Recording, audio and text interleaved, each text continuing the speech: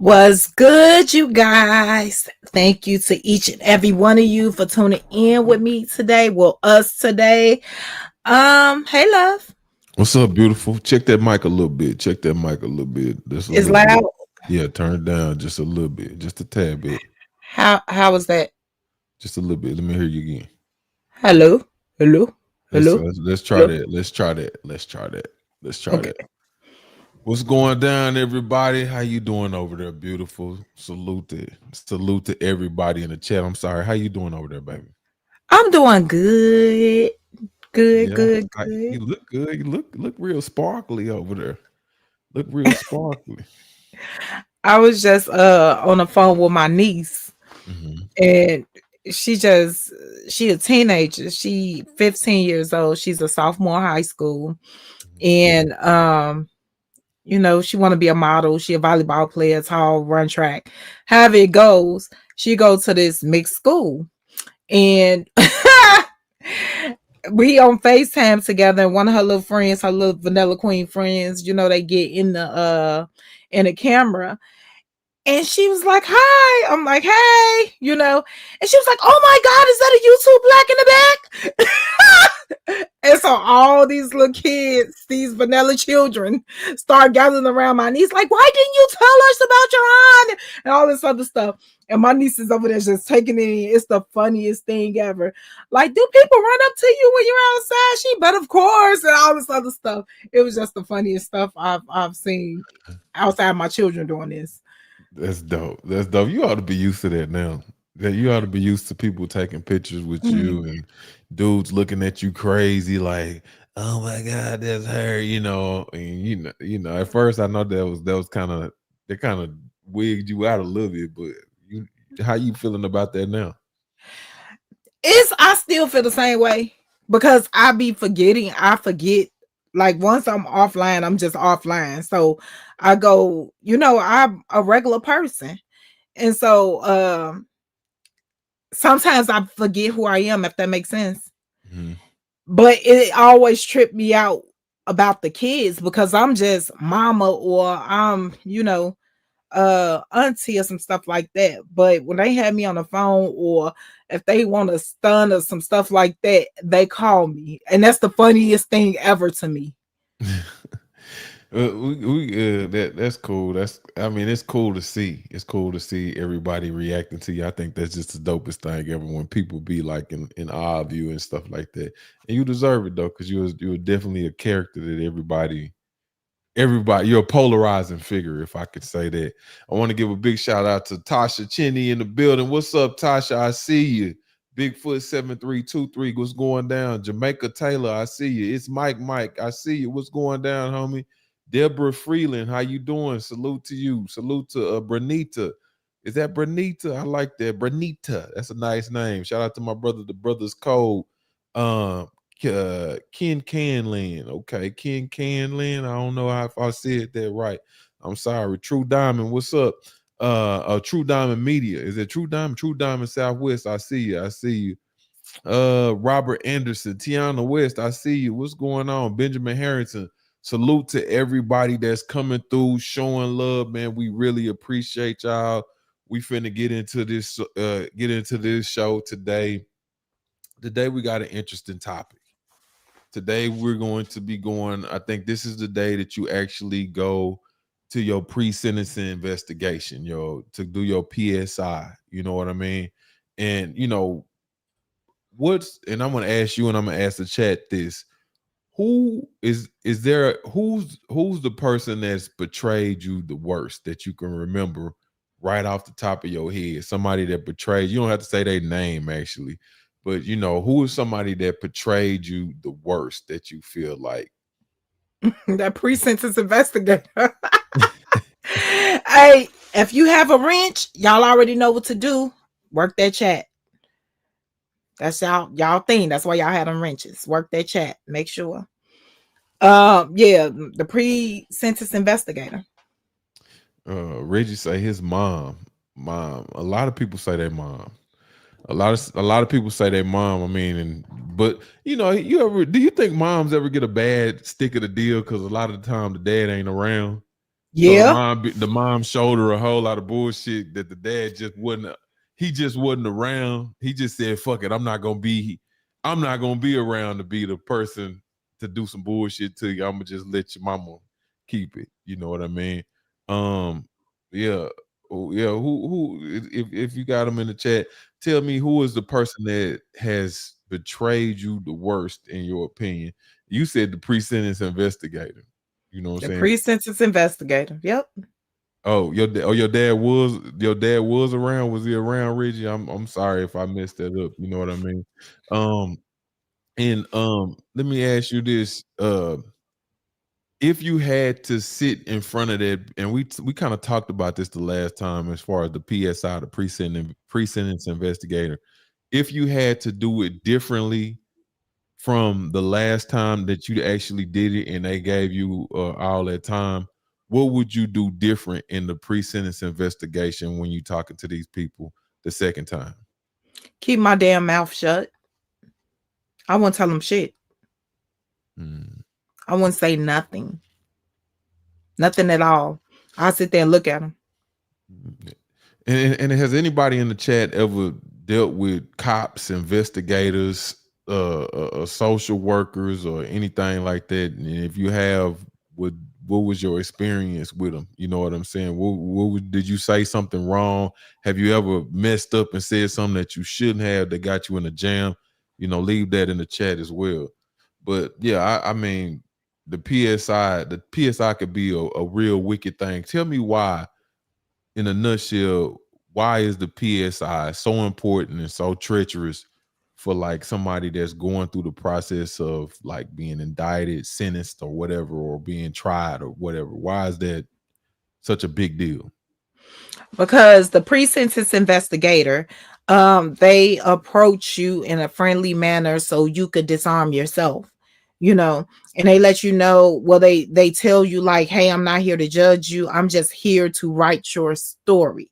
Now you got to understand, your story is different to everybody. No matter what you say out your mouth, other people are going to take it however they're going to take it, you know.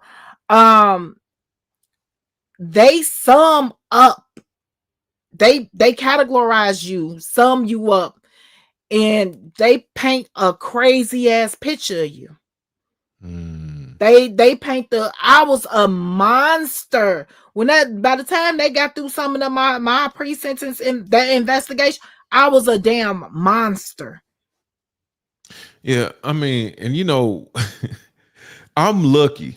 I'm lucky that I was able, that I had big homies. I had older homies that had been through the federal system, and they really literally told me step by step how to go through that shit. I'm so lucky because everybody else, it seemed like they wanted you to fail in that motherfucker. They wanted you to trip up or get caught up in some bull. I mean, do you think that most people actually want to see you succeed, or you think they secretly hoping that you fail, especially when you all in the same situation with prison and stuff like that? Because most of these dudes, they don't pull you to the side. Some of them do, but for the most part, especially in jail, they don't. What do you think? Do you think people want to see you win? And I'm gonna ask the chat the same thing. Do y'all think No. people want to see you win, or get out and go home and stuff like that and be free? Or do you think that they really would like for you to stay in there with them and share their fate? Or you watch them go home? Yeah, that's exactly what they want. Motherfuckers don't. 90% of the people in prison do not want you to go home. Misery loves company. I don't want to see you go home, bitch. I want you to stay here with me. I want to. What? What? That's why when it's time for you to go home, you don't tell nobody your out date and you start removing yourself. Right. And go back over there. That's important. Why is it important that you don't tell nobody your out date in Because prison? they'll take it from you. People will take your date from you. And what I mean by take your date from you, they will set up traps, booby traps, so you can fall in. They will disrespect you the most. You will be, well, they will attack you. They will put shit in your cell. Yeah. No, they don't want to see you go home. They want you to stay there, and they want to be the reason you're there. Yeah. It's a Yeah. very tricky game. It is a very tricky game, and that shit is sad because, you know, it's sad, but a lot of these dudes, but that one thing about prison, it really reveal who everybody is on the inside. If you a jealous, hating ass motherfucker, you just it's gonna show, because it's, you know, shit like that comes out, you know, and if that and he, we none of us have nothing. None of us have nothing. So you really don't want me free. Just because we ain't even on the same caseload or nothing. You really just don't want to see me free. I mean, I'm looking at some of these responses in the comments. I was when I asked who were some of the people that betrayed us. I see somebody say their youngest son, mama. Um, I see they and I see Tasha say, she said they used what I said against me and made it to where the people who could help me, I could not use them to help my case. This was a old job. Mm, mm. And the brother Darkness said, my first experience with cops is when I got profiled when we weren't even doing anything and got too rough with my nephew. I haven't messed with cops since. Wow. Wow. What was your first experience was your first experience with the police good or bad?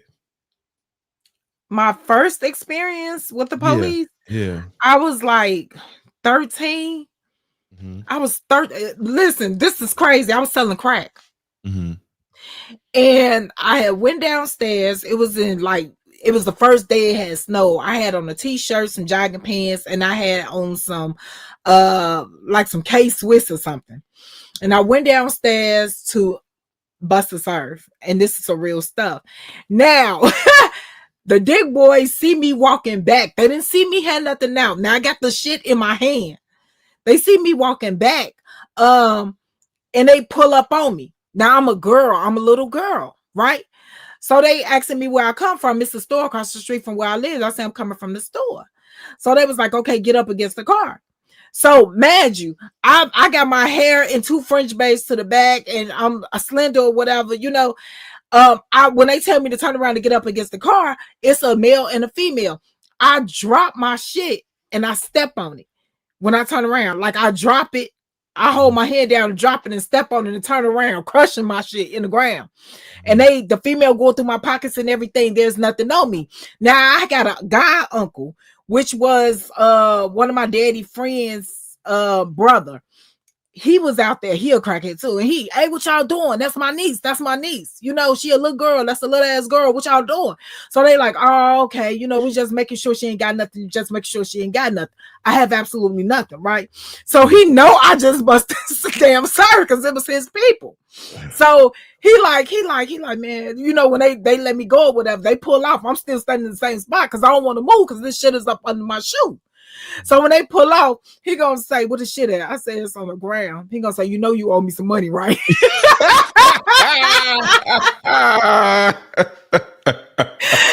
I'll never forget that. He said, "You know, you owe me some money, right?" Then my initial when I caught the case, you know, they had a warrant out for my arrest. Now I went on a run when I found out I had the warrant out for my arrest. So the police is going I'm hiding in plain sight. So the police is looking everywhere for me, but like they going past me looking for me. You know, however it go, when I finally do decide to turn myself in, they didn't fucking believe me. Yeah. So I'm sitting at the damn police station for 2 hours trying to get them to lock me up. They did not believe me at all. And I keep saying, no, I have a warrant. Y'all looking for me. I had to really, y'all think I'm playing. Because they kept saying, okay. First of all, they're looking at how I'm dressed. Like I really came to turn myself in. People don't turn themselves in like that without lawyers and this, that, and the third. I had lawyered up and shit already. I just turned myself in though. I got tired of being out there. And so I had to really, like, they just kept walking past me and everything. I had to pull up my phone, pull up the news clippings and shit and say, hey, there's a warrant for my arrest. Here I am right here. And they was like, oh shit, for real? Yes. Damn, you thought I was just sitting there to visit y'all? A lot of people like, bitch, I would have left. You did the right thing. You did the right thing. I mean, they treated me great. When you tired, you tired. You tired. I mean, just people don't really understand that. Sandra Finley, she said, I was a social worker. I would tell my clients only answer questions I ask and do not give any extra information. Keep it short and simple. Man, that was dope of you. That was dope of you. Very smart and thorough of you. Yeah. Captain Mo say, I noticed this a lot in the hood. People genuinely would rather you stay down with them than for you to be up. Yeah. I deal with that a lot. I deal with that a lot. And Black see me going through this. I deal with this so much. It's so bad that I'm really isolated from the world. I don't even think that's a hood thing. I think a lot of suburban people deal with that. A lot of people that done elevated their life, moved out, moved away, you know, decided to go a different route. A lot of these people deal with that shit. And or you owe somebody something and all that other shit. You know, that's a big thing in our community, you know. And the worst part is they were black cops. Oh, okay. He's telling the story in the comment section. Salute to the brothers darkness. Look, we about to get into your story with the PSI. I kind of wanted to open up a little bit about that and just kind of see because it's a dirty game. And I'm gonna tell y'all something. I'm not saying I'm hoping that none of you all have to go through the pre-sentencing investigation situation. But I'm telling y'all, going through that situation, you'll be in a lot better shape if you're educated on what's going on, just in case you have to go through that. At least you'll know what to do and not to do. And Cece has a story dealing with that, and we finna get into that story and go off on it with her here right now. Let me get it pulled up, y'all. Hey y'all, can y'all share the videos, like the videos, because they are hiding this shit at a ultimate rate. It is so bad, so bad, so bad. So can y'all please like the videos, share the videos, invite people to the Twitch, all that good stuff. Same old thing. I need y'all to be on it for me. I appreciate y'all so much. All right. Yeah, let's get to it. Can you see that, Mama? Mm-hmm. Okay, let's go. Please, please, please. Thank you so much for choosing this there. My videos, what I do to my videos that I have recorded, chat, and my link. When I went to jail, I was very, very, very naive. So I'm one of those type of people. Right now, I'm talking about being at the Allegheny County Jail, aka the ACJ. I'm on EPOD. Now, I have to say this. I'm one of those type of people who can admit to my mistakes. When I went to jail, I was very, very, very naive to a lot of things. And I know I've been saying and stressing this for the last couple of videos. You cannot trust a crackhead.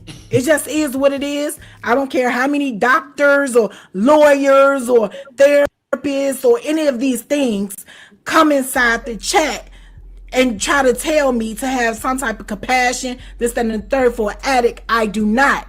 Reason being, the first time they get a chance, they're going to set your ass up for failure. And that's what happened to me. Now, once again, I was very, very naive. Here's the thing. Rochelle, I just made a video about Rochelle. She was licking her damn fingers while she was cooking my motherfucking food and all this other shit. And the bitch got up out of the jam with my soap and shit. You know what I'm saying? Her. Well, while I was doing her legal work, I'm sitting there having a conversation with her. Now, part of the conversation that I'm having with her is about my PSI.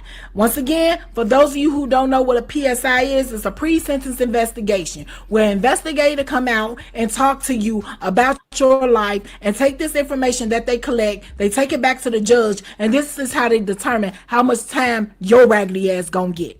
You know what I'm saying? Now, like I said, as I'm sitting there doing her legal work, I'm having a conversation with her about my legal issues. You know what I'm saying? Now, I don't understand why I was that fucking stupid. I'm not gonna blame nobody else because she was smart in this situation. I was the dumbass. You know, yet I'm writing her legal work, but I'm asking her for legal advice. Never once dawned on me, bitch, if she knew anything, any fucking thing, I would not have to do her legal work.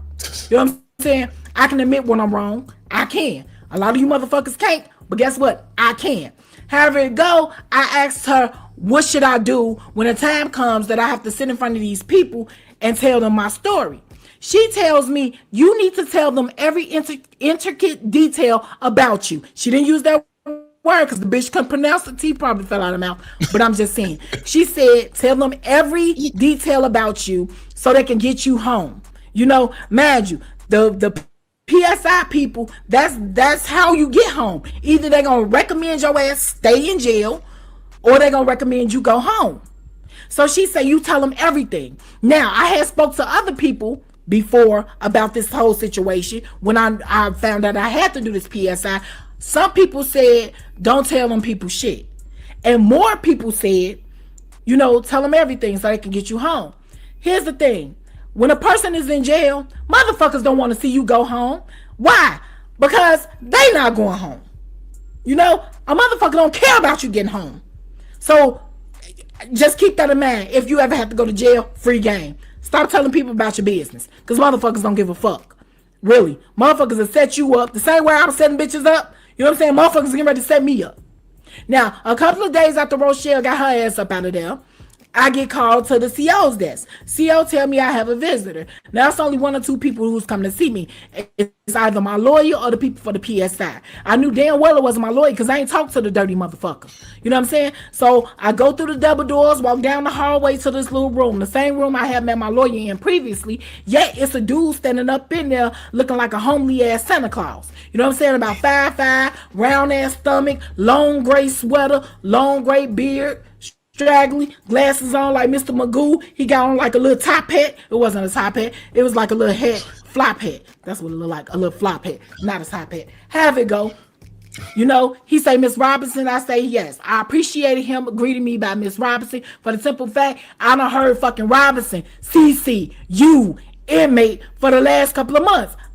I was happy to hear somebody showing me some respect. Hey, how you doing? He introduced himself. I don't know what the fuck his name was. Can't remember. Let's call his ass Santa Claus. He said, yo. He said, I'm not here. He didn't say yo, but he said, I'm not here to judge you, which was one of the first things that came out of his mouth. He said, I'm here to get you home. He said, I'm not here to look down on you. I'm here to get you home. He said, I have a job to do. You have a job to do. He said, so I appreciate if you be very honest with me so I know how to write this report up to give to the judge so we can get you back to your family. This is what the man tells me. So I have a seat. I sit down at the table, the little metal table with the two little metal chairs. He sit in one seat. I sit in one seat. I'm facing him. My back is towards the door. He have a clipboard with a notepad on it and a pen. He placed that on the desk, on the little desk, the little metal desk, and he said his briefcase that he was holding. He sit it down. You know what I'm saying? So, and shout out to my brother Nada in the building. We appreciate you, man. Thank you, Nathaniel. Yep. What's up, Uncle Darren? What's up, Artist Hackett? I see you. Salute to you. Hey, Artist Hackett. Huh? And Diesel, what's up? What I was wanting to say is, and this is very important. And Rochelle was a drug addict. Okay? Rochelle, yeah. She was a drug addict. And I need people to understand something. The addict's path home is different than a criminal's path home. Sure is. When somebody is like a real criminal, like Cece, she's a real criminal. Like she's a what them boys call you? An apex criminal. You just call you an apex. She's an apex criminal. Now, if you just a crackhead or something like that, you can get home on programs and shit, going in there telling them people how fucked up you is, and crack is your life and all that other shit, because they do give crackheads and shit more chances and shit, because you're gonna keep coming back. Or heroin or methamphetamines or whatever your drug of choice is, they do have a different path. I just want to make sure that y'all know that and y'all aware of that before we keep going, because she probably thought she was telling you, in my opinion, she probably thought she was telling you some good shit, because she done went home multiple times telling them people she was a crackhead. That's how she get all them chances. Here's the thing. Crackheads in jail is a revolving door. So every time they come through the door, the state gets more money. Right. But a person like me, the type of criminal that I was, I'm not coming back up in here. My next stop, if anything was to happen, I was going to the feds. I wasn't coming back. So they had to get all they could get out of me this one go round. And it's important that y'all understand something.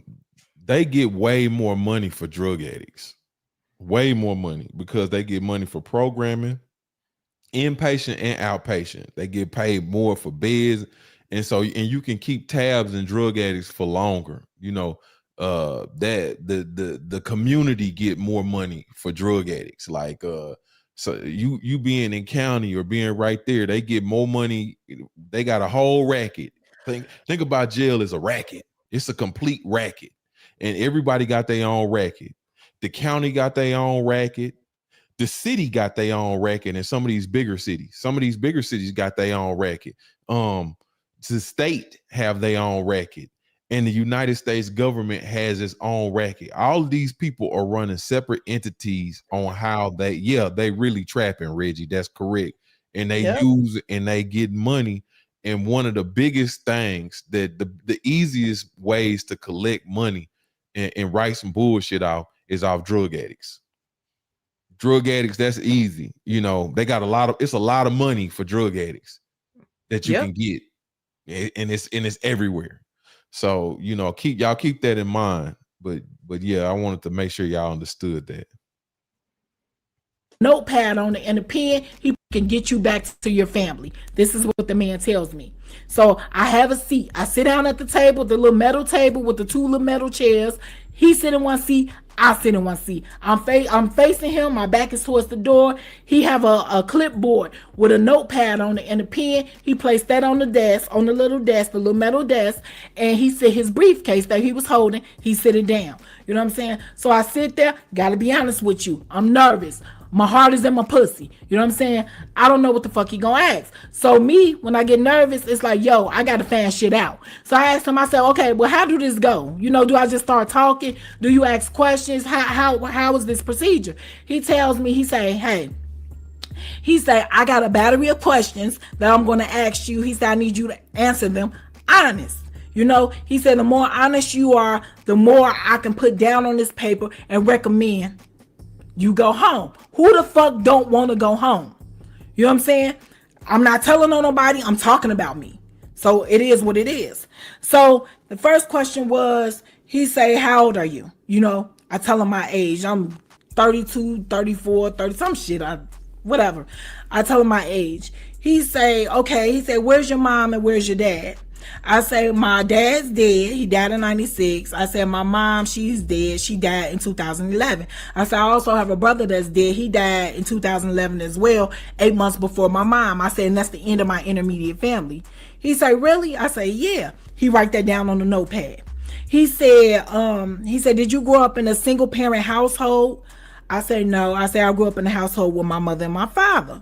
He write that down on the notepad. He said, where was your brother? I said, he was in the household too. I said, it was all four of us in the house. I said, there was also other people that was in the house as well. He said, who were the other people? I say, well, my dad had chicks who worked for him in and out the house. You know, he worked, write that down. He said, well, what was your parents' occupation? I said, my father was a pimp. He said, he was a what? I said, he was a pimp. I said, so the chicks who used to come in and out the house, those were his hoes. He write this down. He said, what did your mother do? I said, my mom, she worked at a pizzeria until, you know, she got fired or she quit. I said, because of her addiction. So he write that down. He said, addictions. He said, you had addictions in the household? I said, yeah. I said, my mother was an alcoholic and she was an addict. He said, what about your father? I said, my father was a functioning alcoholic. I said, he was, you know, he could drink. I said, he could drink. I said, but he was always the same temperament the whole time. So he said, okay. He said, were you ever abused? I said, what you mean? He said, when you were in a household with them, he said, was there any violence or was you ever abused? I said, I was molested and raped. He said, when were you molested? I said, from 5 to 8 years old. He said, by who? I said, by a friend of the family. He said, okay. He write that down. He said, when were you raped? I said, I was raped when I was older. I said, multiple times. He said, by who? I said, by a family member and by a friend of the family. So he asked, he said, well, where are the gentlemen or the women who, you know, did this to you? I said, the family member is dead. I said, I don't know where one of them is. I said, and the other one, I said, he went to prison for, you know, molesting his nieces. So he write that down. So he say, do you know, is there any drug use with you? I said, no. Now you got to understand this. I just said that my mother's an addict. She was an addict, you know, she was an alcoholic. I come from a family, a bloodline that does that shit. You know, I didn't want it. I don't drink. I don't smoke. I take pride in it. You know, people always say you look young, you look this, that, and that. I don't put none of that bullshit in my body. You know, give me some food. Overdose me on some motherfucking food. You know, give me some Kool-Aid, some juice, some shit like that. That's my thing. You know. So when he asked me, you know, was there any drug abuse with me, I kind of got offended. It's like, nigga, you don't see that shit with me. I don't look like these other motherfuckers up in there. You know, I don't look like that. Unbeknownst to me, you get to go the fuck home when you an addict. When you selling pussy, when you an addict, you get to go the fuck home. I'm just gonna throw that out there as well.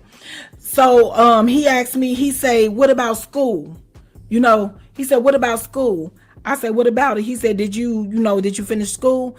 I said, no. He said, okay. He said, did you ever sell drugs? I said, yeah. He said, how were you when you started selling drugs? I said, I was about 12, 13. He said, you were about 12, 13. I said, yeah. He said, okay. He said, you like fast money? I said, yeah, who don't like fast money? You know? He said, no, do you like fast money? I say, yeah. He said, so you say you didn't finish school? I said, no. He said, what's the highest grade? I said, well, right now I have a bachelor's degree.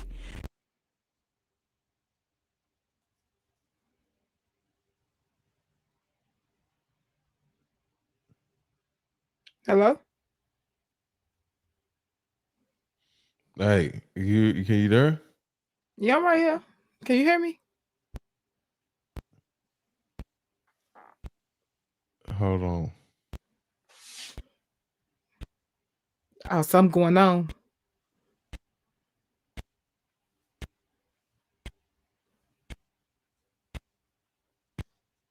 You hear that? Can you hear me? Yeah, I hear you now. I can't hear you. Hold on, I'm gonna have to leave and come back. Whew. Okay.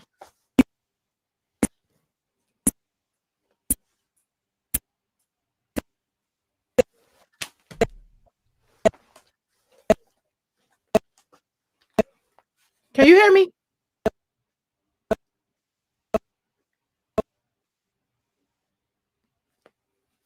Can you hear me? Can you hear me? Yeah, I can hear you. Can you hear me? I can't hear you. You on mute. No. I'm sorry, y'all. I'm sorry So about you that. can't hear me? We having a glitch. I can't hear you. Can y'all hear me? Hold Can on. y'all hear Cece? Tell me if y'all can hear me or y'all can hear Cece. Y'all hear both of me? Both of us? I don't hear Cece. I can hear you. You can hear me? Mm-hmm. Let me leave and come back. Let me see what that happens. See what that do.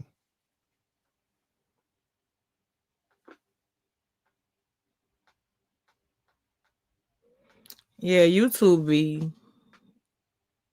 is just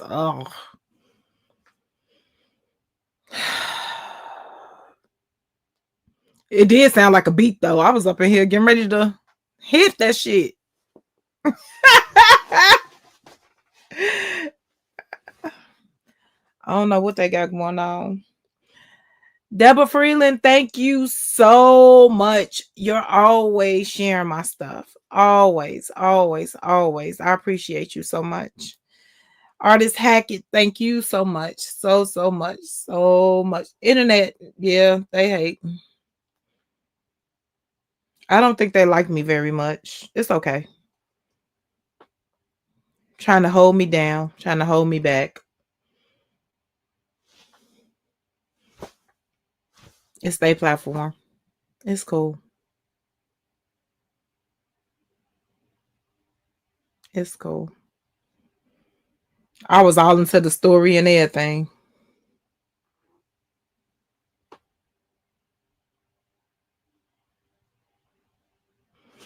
Everybody don't come to Twitch. Everybody do not come to Twitch. That's people stay on YouTube, do not come to Twitch when Twitch is so much doper. You don't even get notifications on YouTube.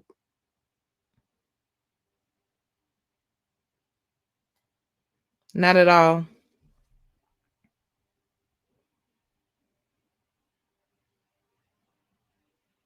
They always doing something try to hold me down.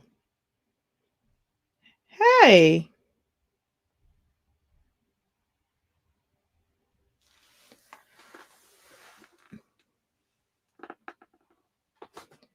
Hey, woke.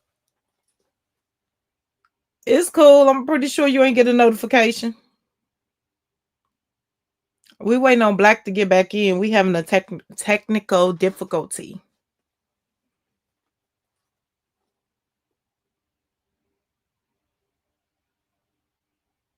You didn't what?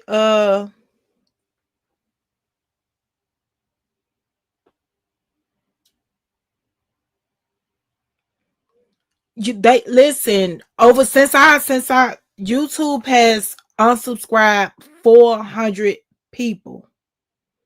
Marketing. Thank you so much. Thank you so much. We've been saying it. We've been saying it. We've been saying it. We trying to get it together. We trying to film, get the stuff together to film the movie. We trying to do. It's a lot of stuff, but you know everything costs money. So we got Straight Drop. We got Snapback. We have multiple businesses, and those businesses are, even though they're growing, like Snapback is, hey, Drew Titan. Snapback is, well, Straight Drop, you know, Straight Drop is growing bigger and bigger and bigger and bigger and bigger. And Snapback is coming out this week.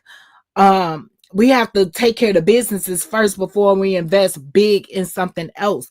This shit costs a lot of money. And I don't make money from streaming. We make money from business.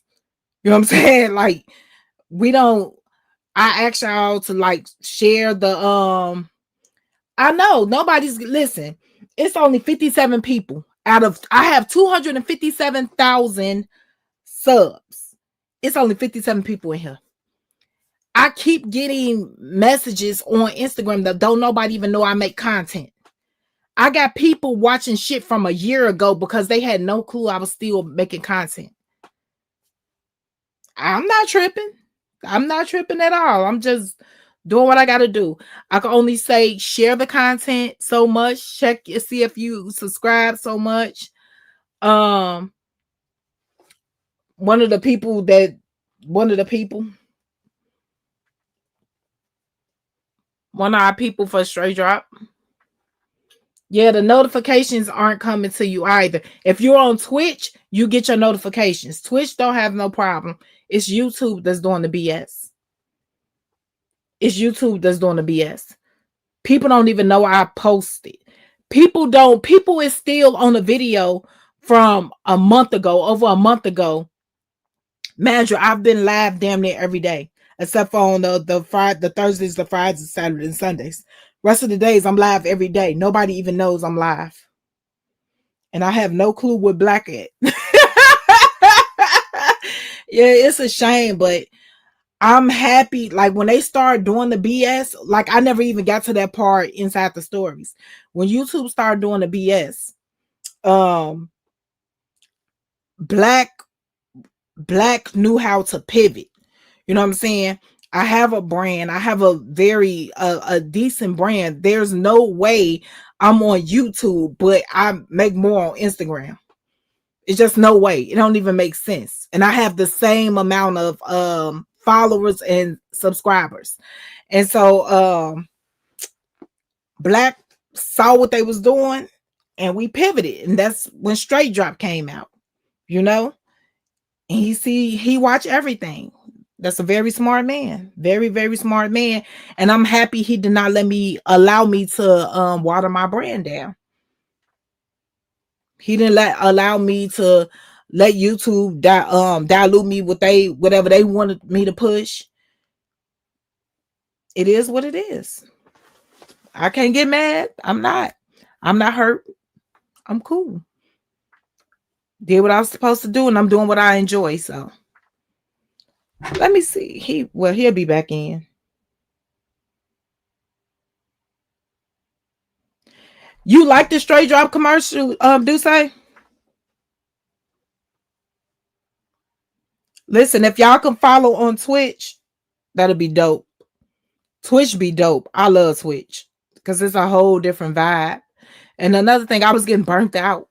I was just getting burnt out. When you work thank you. When you be working and doing your stuff and people try to like hold you back or suppress you and all that, you start like questioning your damn worth. And it's like I'm worth so much more. Um and Black, thank you. Black always let me know they don't determine your worth. Like them people don't determine your damn worth. You keep going and you do what you want to do. And he right. He right. It's cool. Hold on. I'm trying to see. I'm trying to see. I think he gonna come back in. You said she look like me. Which commercial you talking about? The snapback? The snapback or what commercial? Or the chick in the gym?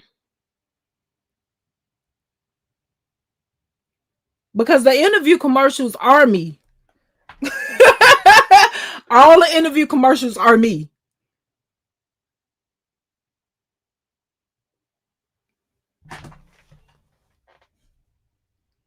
Hold on. Let me see. He'll be back. Oh yeah, that ain't me.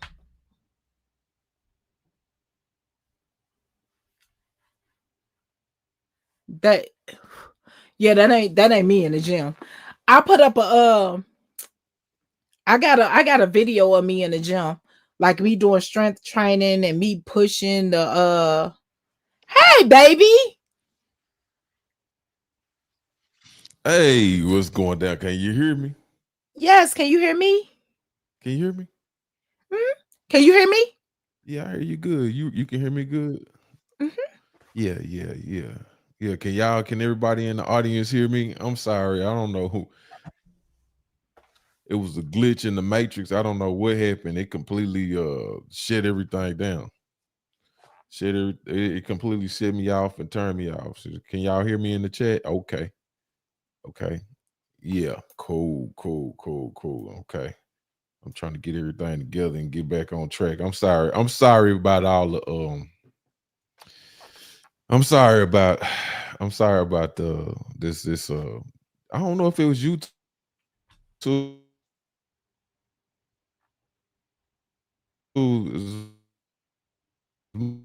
much as this fucking streaming software we was using. I mean, this shit crazy. What you was in here talking about? YouTube on bullshit. Can you hear me? Yeah, can you hear me? Or why you looking like that? Can you hear me? Yeah, I'm saying like, Cause why you look? Yeah, I hear you. Yeah, I hear you good. cause you going in and out, like you going in and out, like the internet or something. You fine This now, shit's but wild. I was in here talking about YouTube doing the bullshit they be doing, and how you was smart enough to pivot from it. And because Woke Yeah, was like he didn't yeah. get the notification, he didn't even know. And then I want to say Tasha, Tiana West said they unsubscribed her twice, and Yeah, you just got to keep on pushing through that shit. At the end of the day, this them people play for them, that's what I and said. we got to make it happen. Y'all got to support us. We got to support y'all. Everybody got to do their thing, do their part, and until we can get to where we got to get this paper together to build our own shit. But we got to do that shit one thing at a time. What's up? Charmaine Bob she said she gonna see y'all on Twitch. Salute to you. Thank you. Hey, Charmaine Bob. She never get online. You comment to Charmaine Bob, she respond a year later. You're right. Can you see everything? Yes. Okay, let's get back to it, y'all. I'm sorry for the delay. I'm so sorry. Let me see here. Hey. That's your highest grade. I say, well, I went and got my GED. That's money. I say, yeah. He say, so. I say, yeah. He say, how old were you when you started selling drugs? I say, I was about 12, 13. He said, you were about 12, 13. I say, yeah. He say, okay. He say, you like fast money? I say, yeah, who don't like fast money? You know? He said, no, do you like fast money? I say, yeah. He said, so you say you didn't finish school? I said, no. He said, what's the highest grade? I said, well, right now I have a bachelor's degree. He said, okay. He said, so that's your highest grade? I say, well, I went and got my GED. He said, so you didn't go to high school? I said, I started, but I got kicked out. He said, you did? He said, why did you get kicked out? I said, for fighting. He said, really? I said, yeah. He said, do you have children? I said, yes. He said, where are your children? I said, with their grandparents. You know? So he said, how old were you when you had your first child? I said, about 14, 15 years old. He said, really? He said, how many children you got? I said, 5. So he taking notes. He writing all this shit down. He said, how did you provide for your children when you weren't old enough to work? He said, who provided for them? I said, I provided for them. He said, how? I say, well, I sold drugs. He say, you sold drugs the whole time? I say, I used to take drugs up into the county jail. He said, you used to take drugs up into the county jail? I said, yeah. I said, on Tuesdays and Thursdays, I used to take drugs up into the county jail. That's how I made my money. Damn. He said, who paid you? Inmates or the staff? I say, both. You know, listen, he writing shit down. So he say, well, how did you, provide for your children? I say, well, I worked a little few odd end jobs. I say, but then I became a stripper. He said, you were a stripper? I say, yes. Damn. He said, and what was that like? I said, I was making money. He asked me, he said, well, how did you stop? I say, well, one of the parties that I was working at, I say it got robbed, I said it got robbed and people thought that I did it. So that's how I stopped dancing or whatever. So he was like, He said, so this case right here, this is your first case. I say, yeah. He said, this is a big case. I say, yeah. He say, look, you've been selling drugs since you were a kid. He say, in this case right here is pretty big. He said, but when did you first start committing crime? He was like, because I see a build up to this. I said, what you mean? He said, when you were little, that you like used to go in the store, like pick up peanuts, put it in your pocket, stuff like that. I say, I used to pick shit up. I used to pick stuff up, and if I can get away with it without being caught, I was done. Damn. He was like, really? I say, yeah. I say, then I used to make little like class schedules and little checks papers and shit and sell them. And he was like, really? I say, yeah. He said, so when you started this particular... What did you raise your hand for, ma'am? Listen, y'all. I'm in there telling my whole goddamn life story. Telling on myself, Rochelle, do you hear me? Telling. It's like this man asks all this goddamn information. I'm talking about I'm giving this man a goddamn timeline of crime. Of course, do you hear me? Of crime. This is why I don't care about telling this shit now, because this shit was in my PSI. I told him my damn self. I used to work Kennedy King College. They gave me, when I graduated, when I was in college to get my associates and my bachelor's. Listen, I was there. They gave me a job in the office. I was also a tutor. So I had access to all files, schedules, and everything. Now, mind you, I used to live in a homeless shelter. So I knew the demand that homeless people needed, especially women, And so I used to make schedules and everything and sell them $25, $50 a sheet. I'm hustling. You know what I'm saying? I'm hustling the system. I pull them damn loans out for my semester, and I'm flipping that money. I'm talking about I'm doing my shit. My super stupid ass sat up in there and told this man all this shit. Damn. I was a robber. I'm telling that Lifetime movie. I could have got a goddamn movie deal from the shit I was saying. You was a damn fool.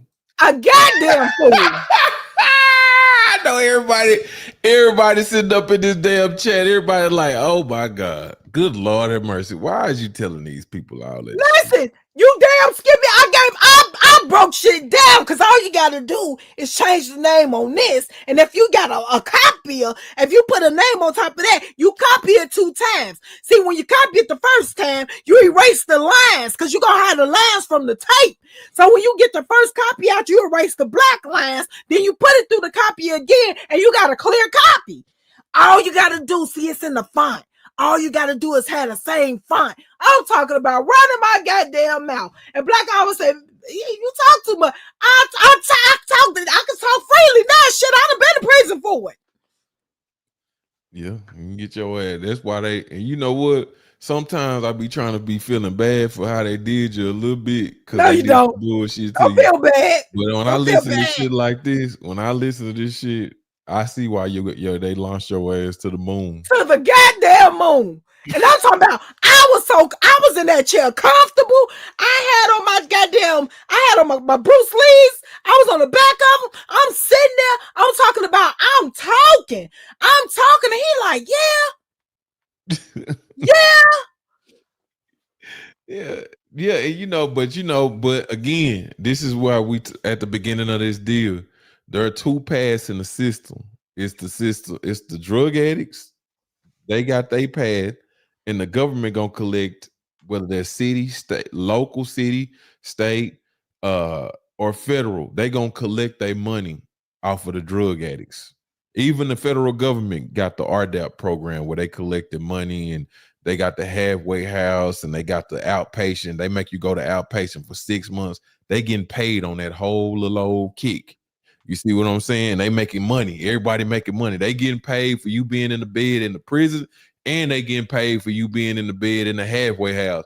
And they tied in to where some motherfucker at the top that knows some high-ranking executive, he owned the halfway house. It's a scam. This shit is a racket, like I told y'all earlier.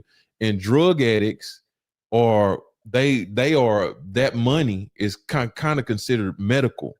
And so they can justify more government money going to help drug addicts because of all of them programs and shit like that. So, but you can't justify helping the apex criminal like Cece. The only thing that you could do, she's not a drug addict. It ain't no understanding on why this woman is like that. We don't know why she would go smuggle drugs into the jail. We don't know why. I can tell you why. You asked. We don't know why she would steal from the register. We don't know why she would rob your company. Back. But this is what I'm saying. I'm saying that wait a minute. You saying all this stuff, but you can justify that shit with drugs. You can't justify just being an apex criminal. Them people cannot justify that. There is no justification. There is no this motherfucker is just a menace to society, and they got to go. That's the only, and it ain't no programs, it ain't no money. It ain't no money for that. It's a little money, but not a lot of money, like the drug pile. That's what I'm saying. I could tell you why the fuck I did what I did. Now you ask me, you go down that list, and I'll tell you exactly why I did what I did. Now the first thing, why I was filling out the register, because goddamn it, they wasn't paying me enough, and I wanted my lick back. You want to touch some ass? I want to touch some cash. This is what we doing. I'm taking your shit. You act like I'm just around here. You getting free feel? Absolutely goddamn not. Everybody going home a little like tonight, bitch. That's what we're doing. You know? And you said, well, I was selling drugs. I wanted the money. You know? What was the other question? You said something else. I'm just going, you act like I'm attacking you. I'm not attacking you. I'm answering these damn questions. I'm not attacking you, good sister. I'm not attacking. This is not an attack on your character, good sister. All I was saying is this is why these people do that. That's what I'm saying. When they get that PSI, they're not trying. If you ain't got no drug problem, because I'm gonna tell you what my homeboys told me. Even I don't do drugs. Big Sylvia, what's up? Woke the guy, what's up? Rodney Dunn, what's up? I don't do drugs. Danny Rayner, what's up? But my homeboys told me even before I caught a Fed case, he said, you know what, youngster? He said, you moving pretty fast out here. You doing a lot of big shit. He said, them people gonna come get you. And then when they come and get you, even though I know you smooth and you slick and you don't do no dope and you think you all listening, when they get you in there and they start talking about you do drugs, you tell them you do drugs. Because if you catch a Fed case and you say you do drugs, and you tell them that you had a drug problem, I don't care if you tell them you was drinking lean, I don't care if you was smoking weed or whatever the case may be. But when you tell them that, they put that in your PSI, and that automatically puts you in the program puts you in the RDAP, makes you eligible for the RDAP program. Now, it might, some other shit on your case might kick you out for that, possibly you've got a gun enhancement or some bullshit like that, but you get put in the RDAP program. Now, what that is, that's the Residential Drug and Alcohol Program. And so in that RDAP program, that's the only way that you can really get your points reduced in the feds without snitching. And the most time that they could give you off in federal prison is your 1 year halfway house, and you get 52 days of good time per year. Okay. So you get 52 days of good time per year. So if you was locked up for 5 years, you can get up, if you ain't lose your good time, you can get 250 days off. Okay. But you can get up to a year off, and you can get 6 months in the halfway house. So the most time that you could actually get out from the government minus your good time is a year and a half. I think they may have enhanced it with the Second Chance Act to 9 months in the halfway house. But when I was there, you was only getting 6 months. Okay. So you can only get 18 months off, period. You know what I'm saying? That's what you get. And you got to go through a program. They have a separate housing for this. So when you go to prison, they move you to the drug program wing because they get more money for them beds. Good time is, Gabby is asking, good time is, that's how they discipline you in prison, in federal prison and in state prison. When you get disciplined, they take your days. They take time from you. So if you go in and say you get caught selling cigarettes or some shit on the yard, right? You get caught selling cigarettes. They have a hearing inside of jail. There's a hearing inside of there where you go in front of the lieutenant or whoever is the captain or whatever situation they got at that particular jail. And they are the judge and the jury. And they decide whether or not you really had them cigarettes, you was really out here selling cigarettes, a fucking CO set you up, or whatever the case may be. And the disciplinary action, for the most part, is them taking your good time. You can either get your good time taken away, and they can take privileges away and shit like that around the jail and shit like that. But one of the harshest things, unless you don't kill somebody and you get retried for something else, is them taking your good time. So, say you got an uncle or some shit like that, that nigga, he in the state, he got 10 years. Like I got an uncle that just came home, right? And I don't even think his shit was aggravated, so he didn't even have to do 85%. Now in the feds, you're gonna do all your time minus, like I said, probably you're gonna do 85% of the time, pretty much all the time, unless you do the drug program. That's how you get that extra year and a half off I was telling you. But in the state, you might can go home. If you get 15 years, you might can go home in 5 or 7. You know what I'm saying? Depending on what you there for. And so, but some niggas, they going in that motherfucker, they bidding. They don't give a fuck about no good time. They gonna do the whole, if they get 15 years, that nigga gonna do 15 years. He gonna do all his time to the door. Because he ain't gonna be eligible for no parole. I mean, it ain't just that he don't know. It's just some niggas is just convicts like that. Some niggas don't give a fuck. They gonna get in there. They don't give a fuck about no good time. They in there hitting licks. Some niggas, that's where they make all their money at, in jail. And they already prepared to go through the whole thing and do their whole time, because this is what they do. That's what good time is. Some people bid hard.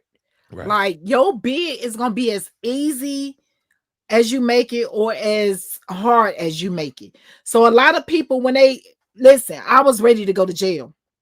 So I had handled my business and everything. So I was prepared for jail. A lot of people are just snatched off the street. So they're chaotic and they're mad. I had already accepted this shit was my fault.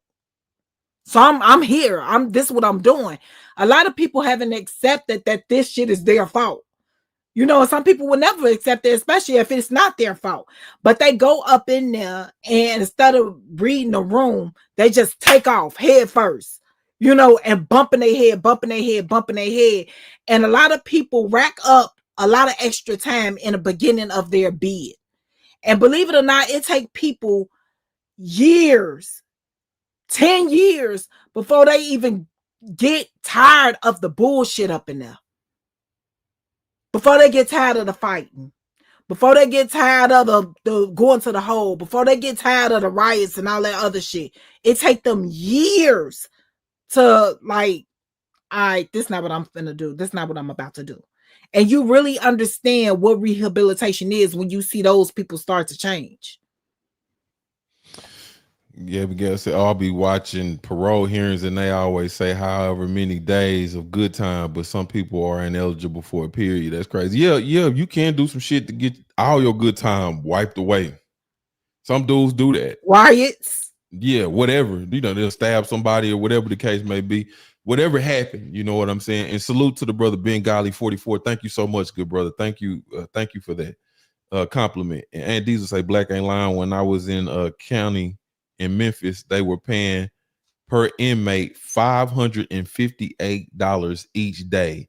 Multiply that by approximately 7,200 inmates.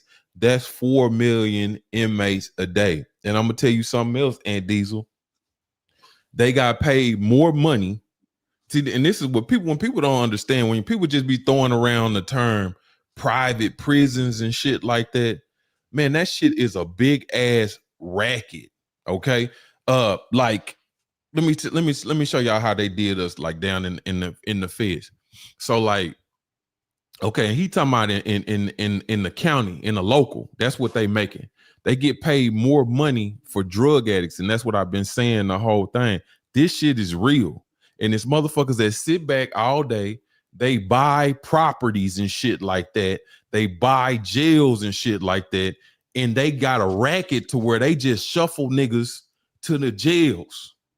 So like my case is on the border. You know what I'm saying? They pulled me down to the border. Where I was at, I was one of the only black dudes down there, right? So I got to see a whole lot of illegal immigrants. What had happened before I caught my time, caught chain, and went up to prison, I'm watching how they doing these Mexicans. This is how they was doing the Mexicans. They was taking them, arresting them for illegal entry, right? They'll put them in. Now these people, what they'll do, it was crazy because ain't no classification in the BOP for Mexican or Hispanic. It's white, black, Asian, island, Pacificer. It's like 4 of them. So they classify the Hispanics as white, put them in and instead of them putting them in because they already done got all the federal prisons full, they buy up all the little jails in all of the damn counties between Texas, like on I'm just speaking for Texas, from the border all the way back up into Texas, all the little bullshit towns that got jails and shit like that. Geo, it's a company called Geo, and like Whacking Hut and all these little bullshit ass jail companies and shit like that. They bought all of them, and then they hire some niggas from that little town, some little rednecks and shit like that. And what they do is they just get them Hispanics, and most of them Hispanics, if they come in, say they got kicked out of the country. So when they come back in, that's an automatic charge, a federal charge. It's called re-entry. So they put a re-entry charge on him, on the Hispanic dude, and then that re-entry charge might hold. Say the re-entry charge hold 57 months, but you can come over with however much amount of dope on you and plea out to the dope or plea out to the reentry, whichever one's gonna be the lesser charge. That's why a lot of these illegals will come in with some dope. They'll risk it with some dope because they're gonna plea out to whatever is the lesser charge, because the reentry shit hold a whole bunch of time. But what they'll do is they'll put the Mexicans in them little bitty jails and keep shuffling them around, putting them in the beds and shit like that. And for every one of them little jails that them niggas done bought, them rich ass people done bought, they getting paid, like what the brother's saying, $500, $1,000 a bed every day for them people. It's a racket. So they round them up, put them in jail, and they getting, and these motherfuckers the reason why they have access to this shit, the motherfuckers that's buying these buildings, they know motherfuckers up in the government. They got homeboys that's elected officials. They doing contracts and shit. So when one of them dirty motherfuckers get elected or some shit like that, he be in control of the contract. He give his homeboy the contracts. They get a motherfucking racket going, and his partner is getting kickback from the nigga that bought the building. And so that's how these motherfuckers make money doing that shit. It's a big ass racket. And they keep doing that shit. They got an unlimited supply of money, and all they doing is stealing from the motherfucking government, because the government is the one that's gonna be on the hook for the motherfucking paying them bills.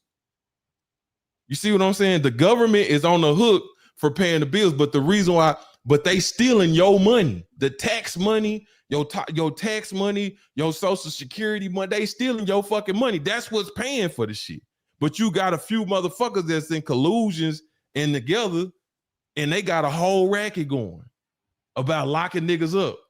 You know, whether that's them telling you how to wear, how to dress, or the music you listen to, whatever. They're influenced. They want you in jail. They want you in jail, and they want you. They getting paid for that shit. Yeah, it's real human trafficking. And like I said, and then on top of that, like I said, they classifying these Hispanics as white people. But these people ain't even really citizens. But if you look on BOP.gov, and I implore you to do this, go to BOP.gov, and you could just type in a Mexican name, Geraldo Hernandez or some shit like that. A name you know that ain't American. I guarantee you he will be classified as a white male.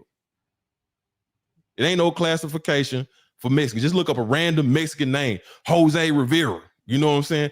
I'm telling you, this shit is a big ass racket. Them motherfuckers been stealing for years. And one of the ways they get paid is they lock niggas and Mexicans up. And it's a fucking form. And they getting paid off that shit.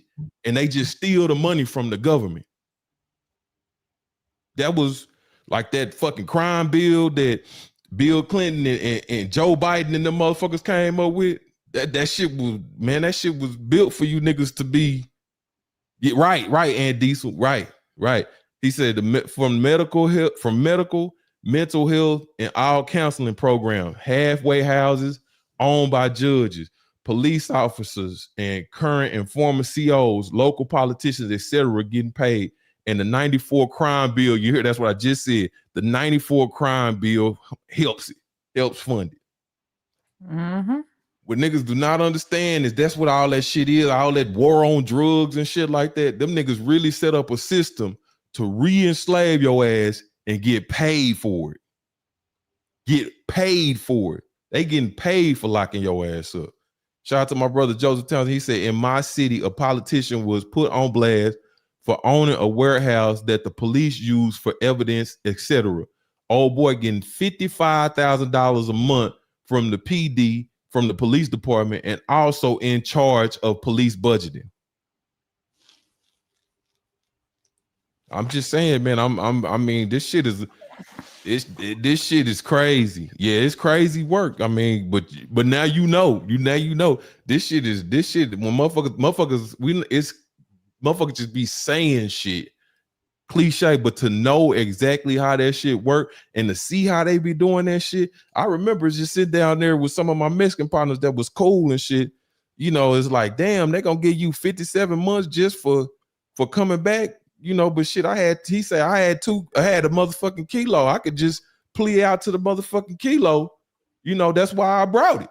You know what I'm saying? Motherfucker just bringing it just so he could, you know, possibly plea out to the motherfucking dope. You know, because the reentry holds so much time. You know, but you know, and that right there is a whole nother discussion about drugs and fucking illegal immigrants and all. That's just a racket, man. It's just everybody getting paid except us. We still slaves around this motherfucker. I'm sorry, y'all. I went on a tangent. I'm sorry, y'all. We got to get back to the story. I'm sorry. I was done. He was like, really? I say, yeah. I say, then I used to make little like class schedules and, you know, little checks, papers and shit and sell them. And he was like, really? I say, yeah. He said, so when you started this particular hustle right here, what did you do it for? Was it need or greed? I said, it always started out with need. I said, but in the end, I guess you could say greed, right? He said, you know, he just, He said, but like I just told you, Ms. Robinson, I'm not here to judge you.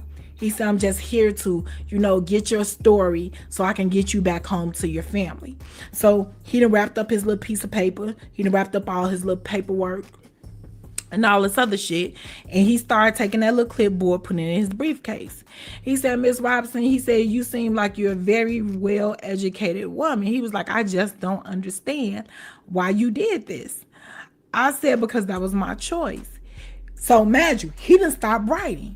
He say, what else was you doing outside of this? I said, well, I got books.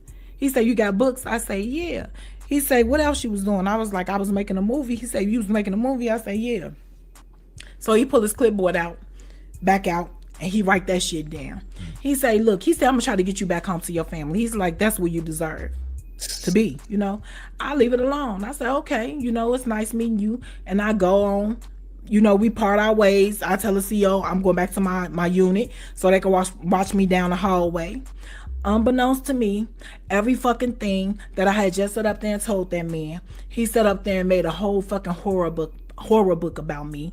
Let him tell it. I was a menace to society. I had been hustling, selling drugs, and stealing since I was a little ass kid. I had no desire to work a job. You know, I like fast money. I come from drug addict parents and alcoholic parents.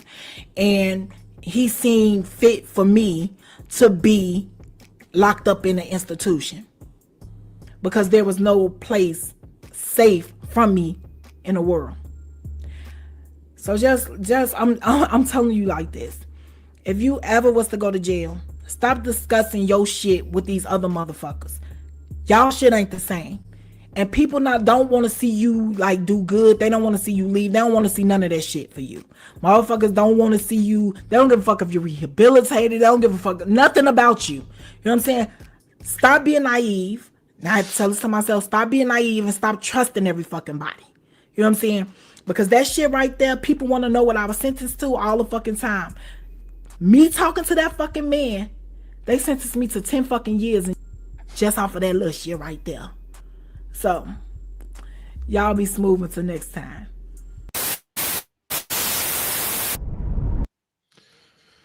Oh, champ. Oh, champ. That shit still bother you, don't it, champ?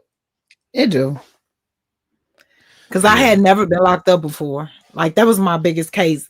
When I caught that case, I ended up catching a couple of more while I was out on bond for this one.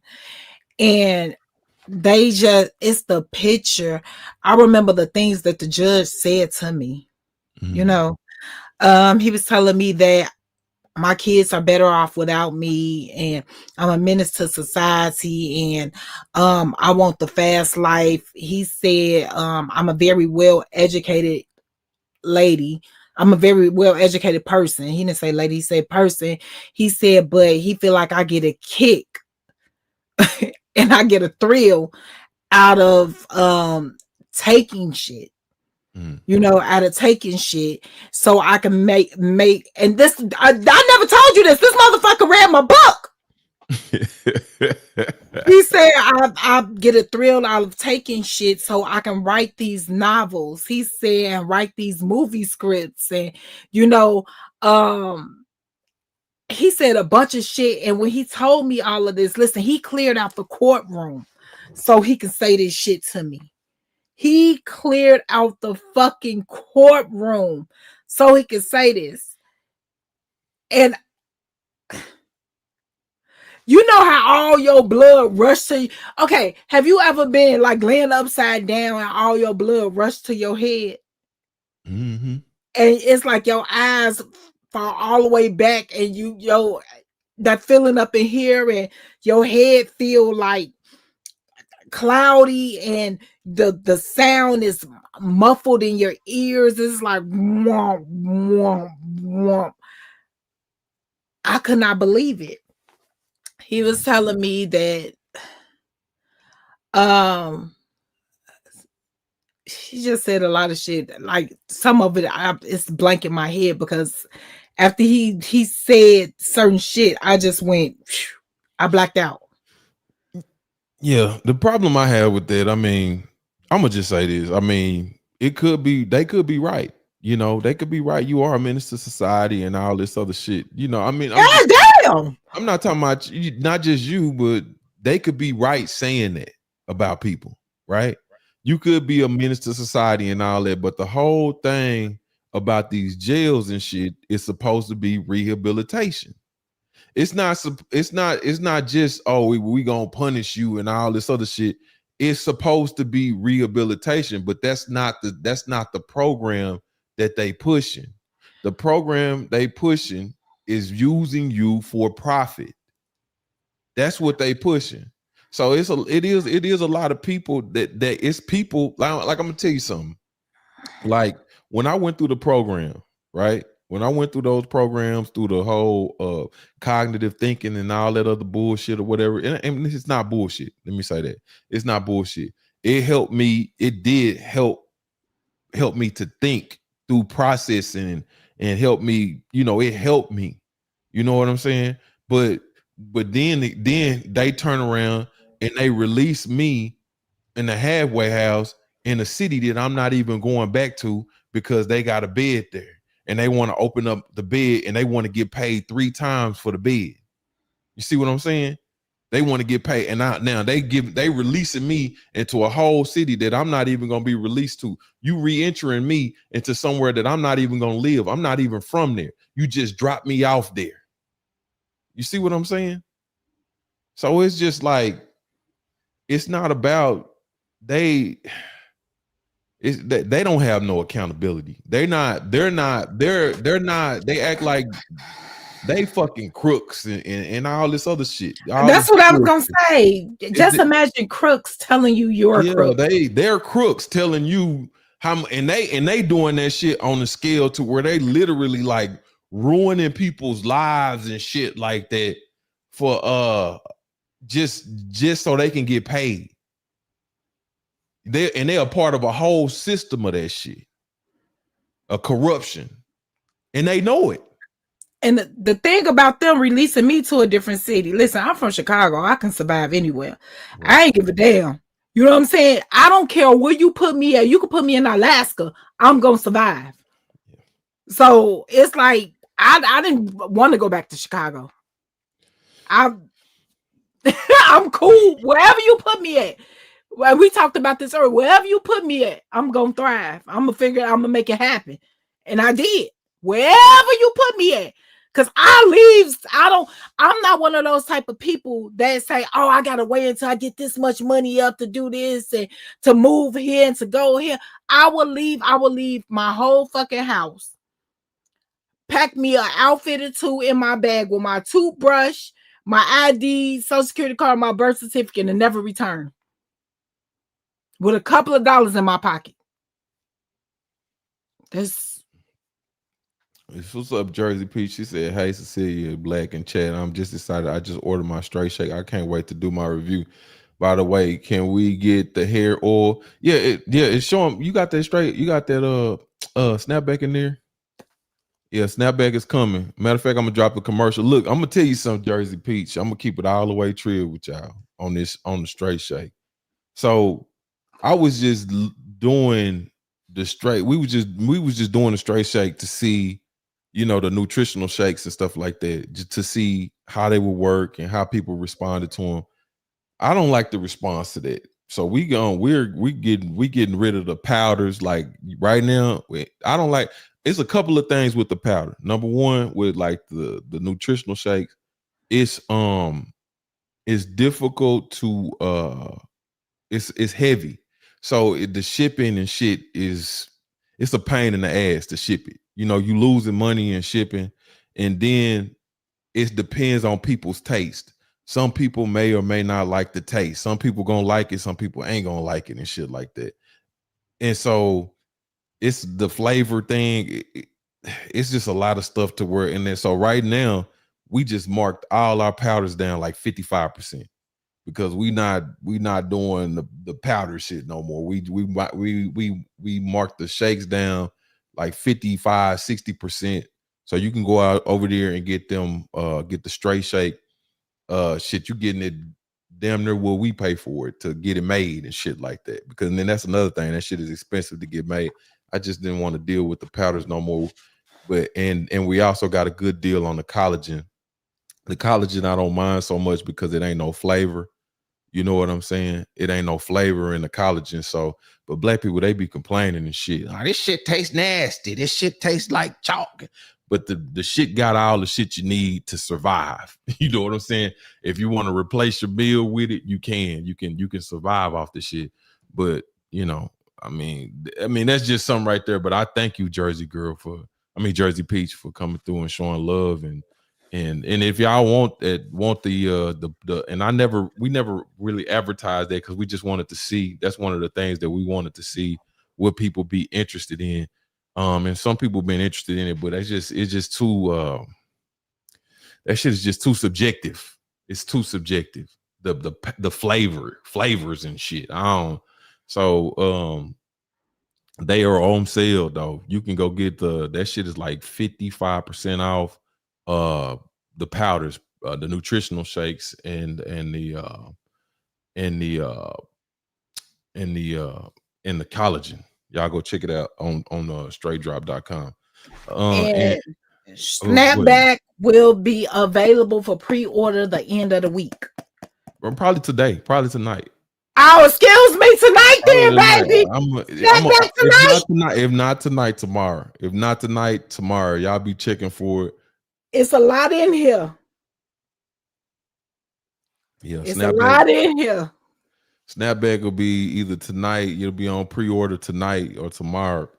Y'all, I suggest y'all get that because that shit gonna go crazy pretty fast once the word get out. I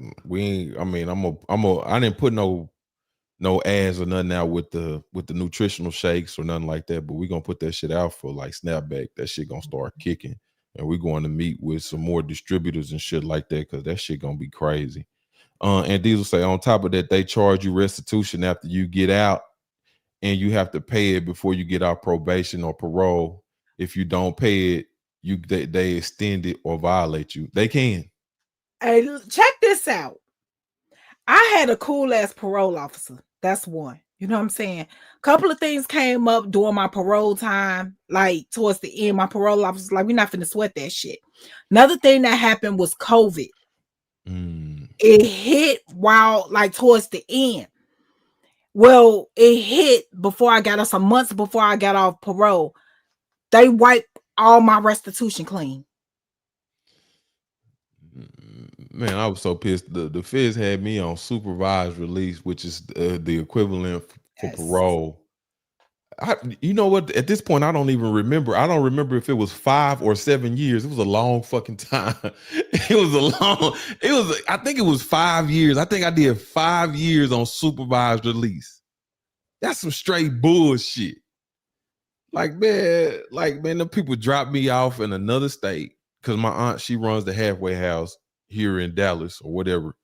She run the halfway house. But how the fuck you gonna tell me to re-enter into somewhere, even though, you know, you like you said, you can survive anywhere. That's not where I'm going. That's not the plan. If we doing a plan, where I'm re-entering into society to that I'm halfway home and shit like that. But they wanted that money for that bed. They wanted the money for the bed at the halfway house. They got paid for the one in Dallas. They got paid for the one in Oklahoma where I was at, and they got paid for the prison bed. So they're getting paid for 3 different beds. Listen, I got to be honest with y'all. For me, I just got to speak for me. I can't say this for everybody else because I had a different plan in my head when I came home. For one, I had been left Chicago. I had left Chicago in 2011. There was no need for me going back. There was nothing back, even though my kids was there. It was nothing for me to be a productive citizen in the world in Chicago. You know, I didn't want to go back there. I was done with Chicago. That's why I left there from jump. You know, I didn't want to come out and get on somebody else's plan. I didn't want people around me. You know, I didn't want to have to march to somebody else's beat. Therefore, I didn't want to be at nobody else's house. I had siblings and stuff that was telling me like, well, come here. When you are coming home from prison, when you get around people and shit, that handicaps you. You know, because you got people to lean on. I don't want to lean on nobody. I want to go on about my fucking business and do what I got to do. So that works for me. And so Philly, they wasn't going to send me back to Philly for the simple fact I had no family or nothing there. So they sent me to where I caught my case, which was Pittsburgh, Allegheny County, Pittsburgh, you know, and it worked out. It worked out for me. For one, I didn't know nobody. Another one, requirement of mine was to get a job. Grab the job. You know what I'm saying? I grabbed the job and I learned my way around. I got a crib. Well, I was 2.5 months out of prison, got a crib. Then I ended up getting a house. Like, I did my shit. I had no incidents on parole. None whatsoever. Now, if I would have went back to some of my old environments, I would have got right back in the mix. I'm not going to lie to you. It's just too much temptation there. Yeah, my whole thing, I mean, my situation is different from yours, but I didn't know where they were gonna send me.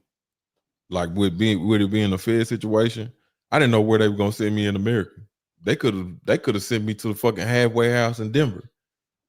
You know what I'm saying? And then on top of that, I had to stay in the fucking halfway house for 6 months. Like, regardless of what money, I didn't get no passes or no shit like that. I didn't get none of that shit. I didn't get to go on no home confinement. I didn't get no passes. It was like I was still in prison. The only thing I could do was get up and go to my job that I had gotten and come back to that motherfucker. That's it. That's all I could do. I couldn't do nothing else. I didn't get no passes or nothing. And then, like I said, I had no say in where they was gonna send me. They just sent me wherever they wanted to send me. And I'm talking about not in the state. They sent me in. They could have sent me anywhere in the fucking country and said, here, nigga, get it how you live. But look, we got to go. We finna switch to the Twitch side.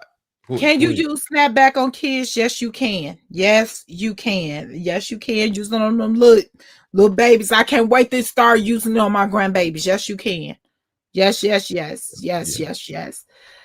Listen, y'all, we thank y'all for tuning in with us. The party is about to continue on Twitch. Please switch over to Twitch. I would appreciate if I see you guys over there. If you can't make it, I understand. To everybody else, that's where we at, baby. Yeah, y'all be smooth. Let me put the link to Twitch in here, y'all, so y'all can come over here. And Tasha just told, if you got a Amazon Prime account, Tasha is in the chat.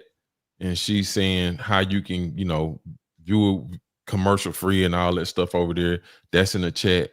You know what I'm saying? Come on over and enjoy us over there. Reese, I see you. We finna get ready to come over there right now. Y'all come over to Twitch. Trip, I see you, homie. We finna get it cracking over there. Thank you to everybody on YouTube that's been watching us and that's been listening to me rant and all that other shit. Thank y'all so much. And let's get to it, baby.